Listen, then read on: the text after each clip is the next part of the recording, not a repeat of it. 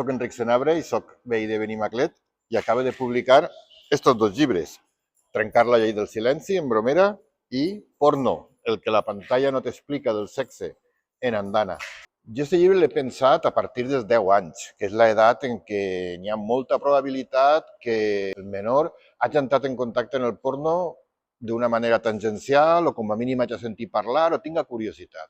Per tant, la idea és anticipar-se un poquet a aquest contacte o, si més no, acompanyar-lo en un primer contacte. La millor, penso jo, manera d'abordar-lo és enfrontar-se a ell sense por, dient el que és i expressant el seu caràcter tòxic, nociu, de fantasia, en tot cas, però d'unes fantasies normalment molt exagerades, i per tant crec que cal perdre-li la por al porno.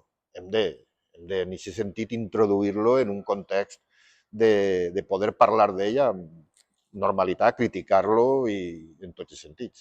Trencar la llei del silenci és una novel·la divulgativa sobre violències sexuals i construcció també de consciència femenina, de masculinitat i de feminitat. No? Ocorreixen uns successos en un institut, successos dramàtics, una violació, i a partir d'ahir els mateixos companys de la xica agredida comencen a buscar qui ha estat l'autor. Al voltant d'aquesta recerca van apareixent conductes, van apareixent opinions, comportaments dels diferents joves que intervenen i també dels adults. Estaria a pensar per a una edat entre 14 i 18 anys, que és un poc un moment també de quan tenen les primeres relacions afectives, no? Quan apareix aquest joc entre sexes, no?